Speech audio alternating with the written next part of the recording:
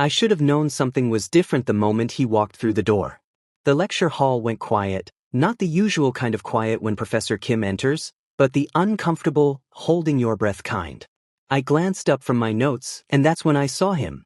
Kang Taehyun. Broad shoulders. Dark hair that fell carelessly over his forehead. But it wasn't his looks that made my heart stutter, it was his eyes. Golden. Predatory. And currently scanning the room like he was hunting something. Then those eyes locked onto mine. My rabbit instincts kicked in immediately. Every nerve in my body screamed run, hide, disappear. My ears flattened against my head beneath my beanie, and I could feel my hands trembling.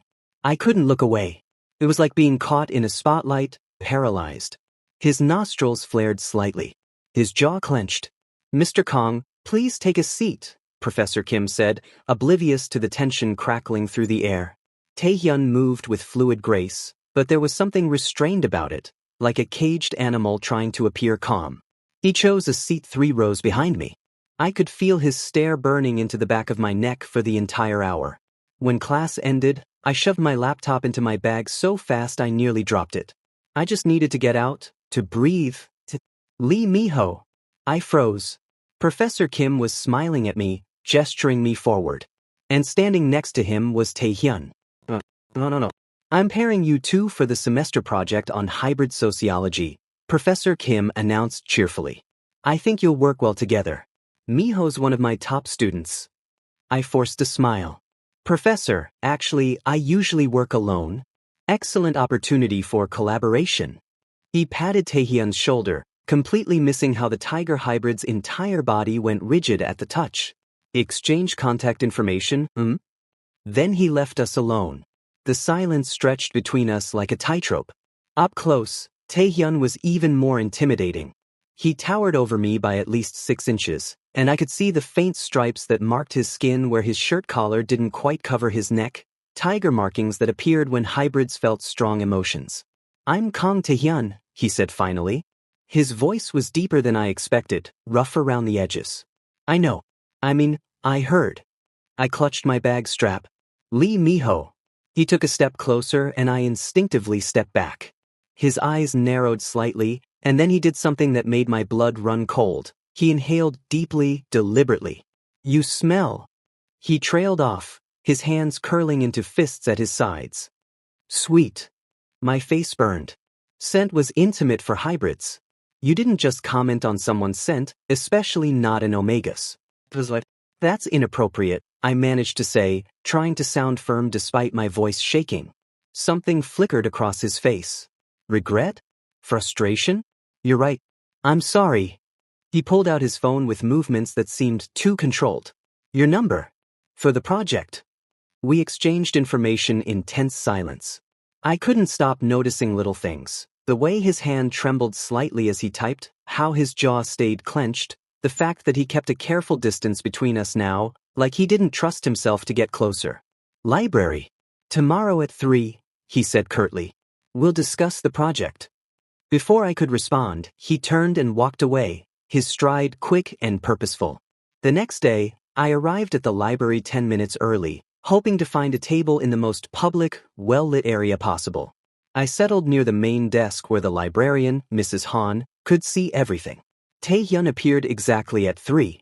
He sat across from me, his posture rigid, and pulled out his laptop without a word. We worked in awkward silence for 20 minutes, discussing research topics and dividing tasks. I was starting to think maybe I'd overreacted yesterday. Maybe he was just socially awkward. Maybe. I felt it before I saw it. That golden stare, fixed on my neck.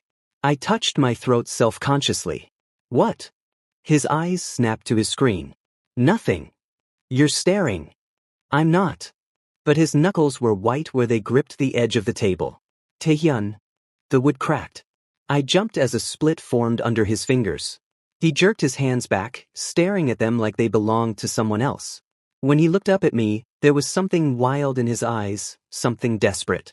"Stay away from me, Miho," he said, his voice barely above a growl. "I'm not safe for you." "What are you?" But he was already shoving his laptop into his bag, already standing, already leaving. I watched him go, my heart pounding, questions burning in my throat. Mrs. Han came over, frowning at the damaged table. "That poor boy," she murmured. "Always so tense. You know him? He comes in here often.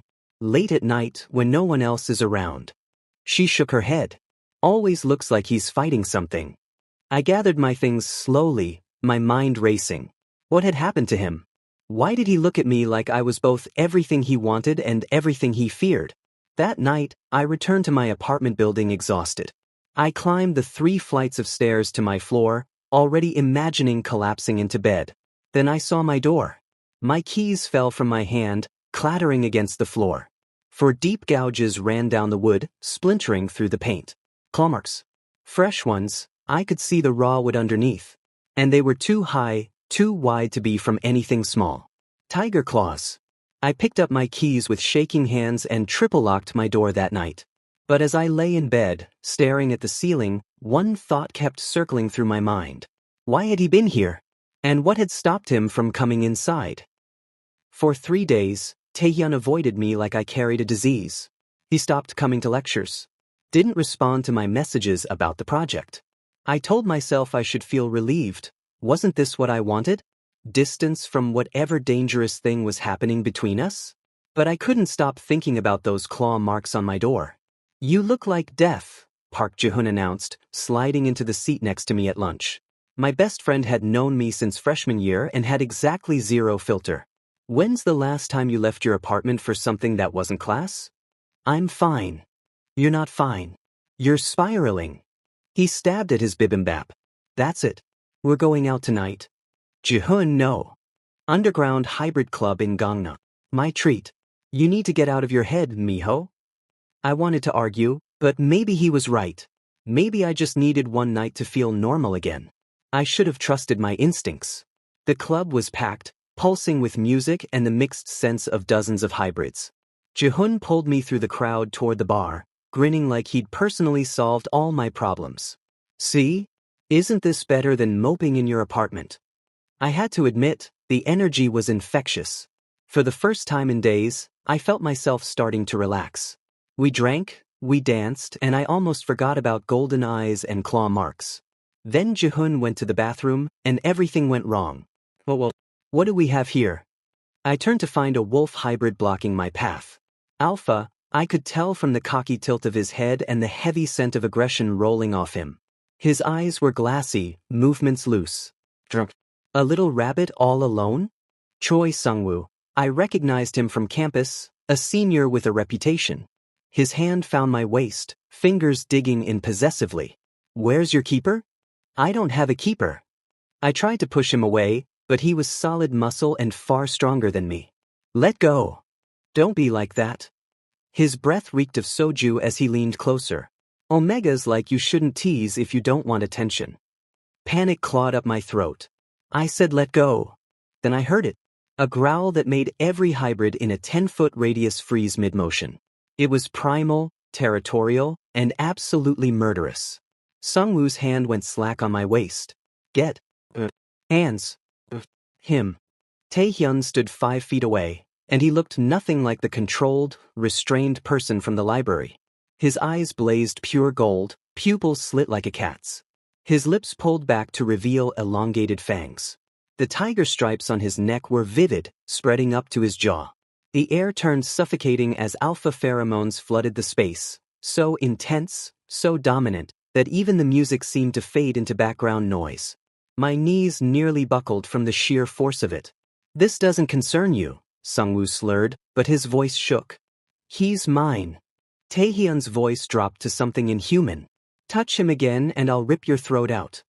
It wasn't a threat. It was a promise. Sungwoo barely managed to remove his hand before Taehyun moved, faster than should have been possible. One moment he was across the space, the next Sungwoo was airborne, crashing into a table that splintered under the impact. Chaos erupted. People screamed, scrambled backward. Bouncers rushed forward, but one look at Taehyun's face and they hesitated. Then his hand was around my wrist, trembling, burning hot, and he was pulling me through the crowd, outside, into the cold night air. I gulped down oxygen, my heart hammering. "Taehyun, are you insane?" He whirled on me, his eyes still that terrifying gold. Do you know what could have happened? That alpha could have. He cut himself off, jaw clenching so hard I heard his teeth grind. Why do you even care? The words burst out before I could stop them. You've been avoiding me for days. You left claw marks on my door and then disappeared. His expression cracked, showing something raw underneath. Because you're, he stopped, fists clenching. Because you're mine to protect. The possessiveness in his voice should have scared me. Instead, it sent a shiver down my spine that had nothing to do with fear. I'm not yours, I said quietly. You don't even know me. Don't I? He stepped closer, and I could see the war happening behind his eyes. I know you take your coffee with too much sugar. I know you bite your lip when you're concentrating. I know your scent drives me so crazy I can't think straight, can't sleep, can't fucking breathe without wanting to. He stopped abruptly, turning away. His shoulders heaved. Wanting to what? I whispered. It doesn't matter. When he looked back, his eyes had faded to their normal dark brown, but they held such exhaustion. Just stay away from places like this. Stay away from alphas like him. What about alphas like you? Something painfully vulnerable crossed his face. Especially alphas like me. He started walking away, hands shoved deep in his pockets. Taehyun, wait.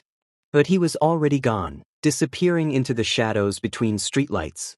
I stood there alone, my wrists still warm where he'd grabbed me, my mind reeling. Behind me, I could hear sirens approaching the club. Jihoon would be looking for me. But all I could think about was the desperate conviction in Taehyun's voice when he'd said, "You're mine to protect." I touched my wrist, and that's when I noticed. Blood. Just a few drops, but definitely blood. I looked up at the empty street where Taehyun had vanished, and my rabbit instincts whispered what my heart already knew. Something was very, very wrong with Kang Taehyun. And I was in far too deep to walk away now. After that night at the club, Taehyun didn't just avoid me. He vanished completely. No lectures. No responses. His seat in class remained empty for 5 days straight. I told myself it was for the best. Whatever was happening between us was dangerous, complicated, impossible. But I couldn't stop checking my phone, hoping for a message that never came. Then, on Friday afternoon during calculus, it hit me. My vision blurred. Sweat broke out across my forehead. My skin felt like it was burning from the inside out, and a desperate ache settled low in my stomach. Not now. Not here. My heats were always regular, predictable. I wasn't due for another 3 weeks. But my body didn't care about schedules as waves of need rolled through me, each one stronger than the last. I barely managed to shove my things into my bag and stumble out of the classroom, ignoring the professor's concerned questions. The hallway spun. Every scent was too strong, every sound too loud. I have to get home. Somehow, I made it to my apartment. My hands shook so badly I could barely unlock the door.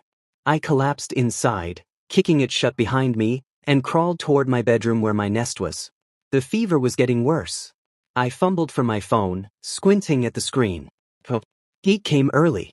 Need suppressants. I hit send to Jihoon and let the phone fall from my fingers. Time became liquid. Minutes or hours, I couldn't tell.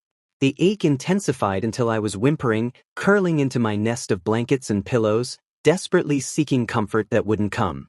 Then I heard it. My door, not opening but breaking. Wood splintering. The crash of my lock giving way. Through my haze, panic tried to surface. Someone was in my apartment. I should run, hide, but I couldn't move, couldn't. Miho! That voice. I knew that voice. Taehyun appeared in my bedroom doorway, and he looked absolutely wrecked. His hair was wild, his eyes that blazing gold again, his chest heaving like he'd run the entire way here.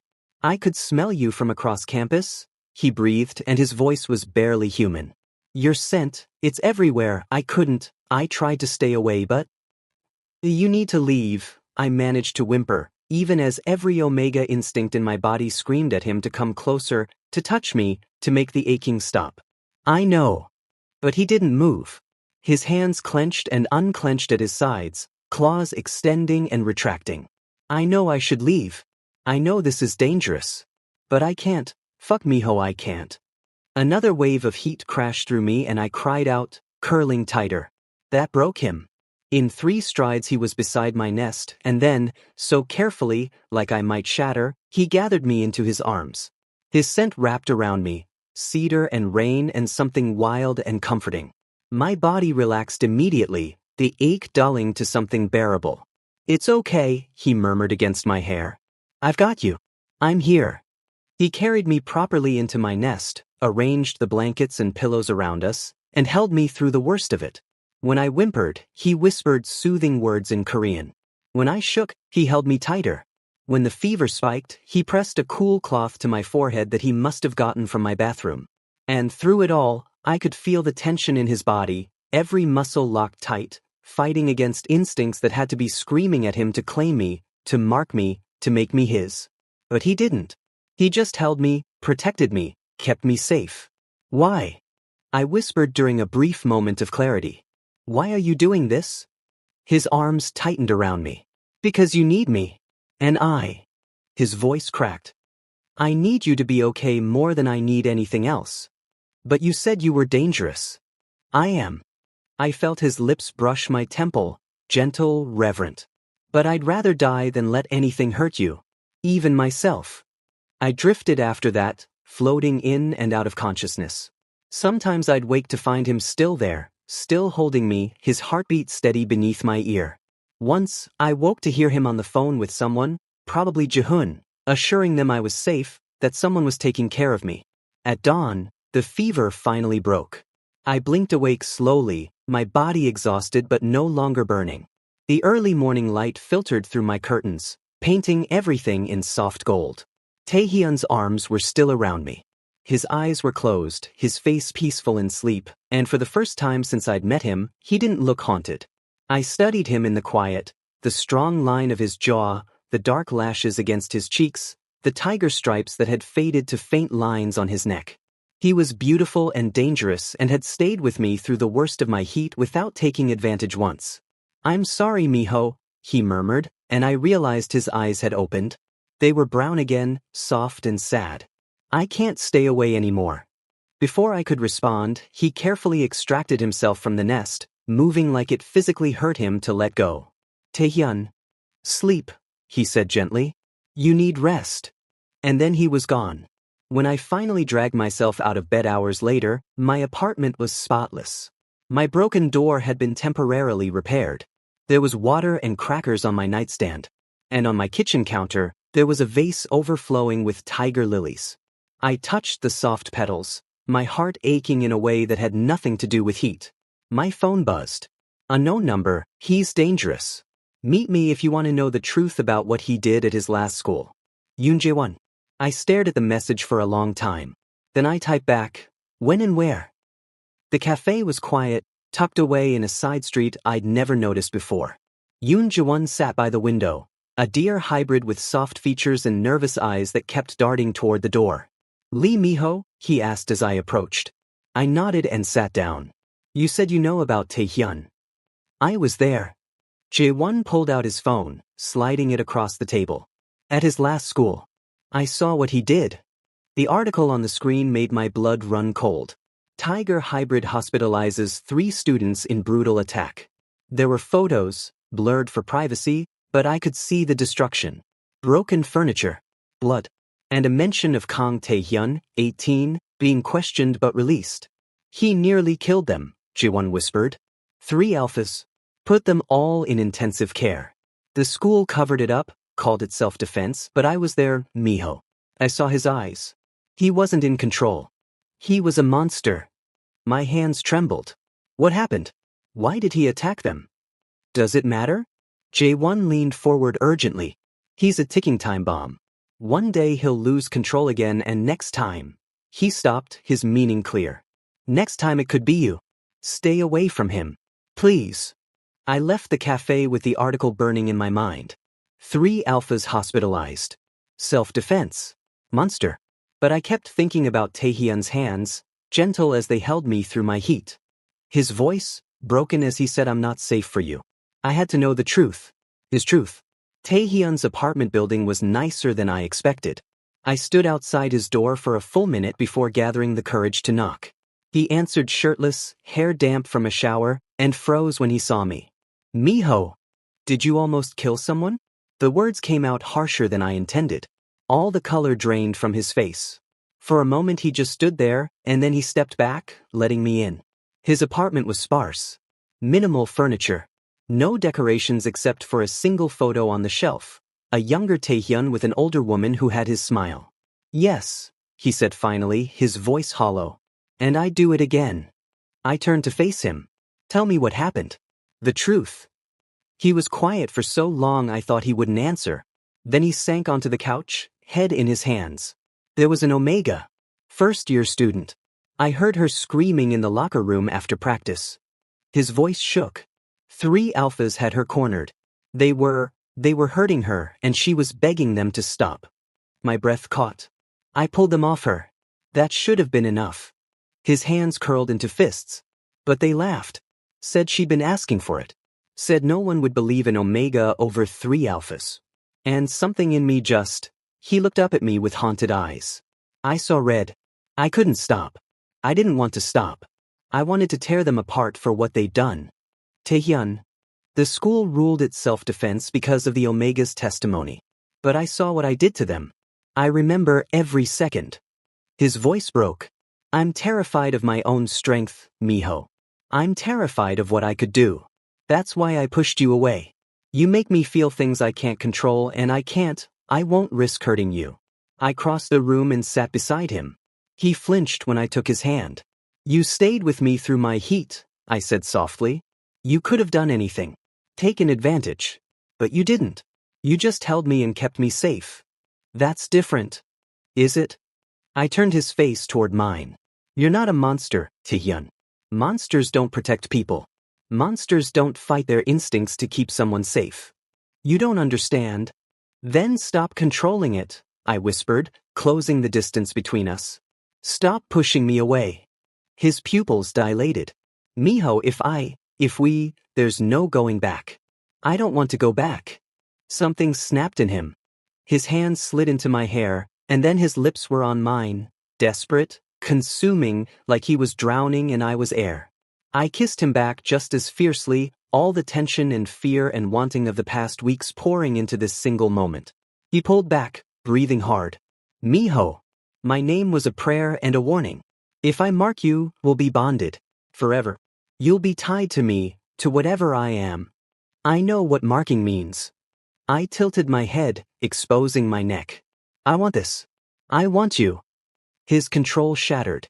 He pulled me into his lap, lips trailing down my jaw to my throat. I could feel his fangs grazing my skin, not breaking it yet, giving me one last chance to change my mind. My rabbit ears twitched, picking up the rapid beat of his heart that matched my own. Please, I breathed. Mine, he growled against my neck. You're mine, Miho. Yours, I agreed. Always yours. When his fangs sank in, the pain was sharp and bright, but it lasted only a second before transforming into something else entirely.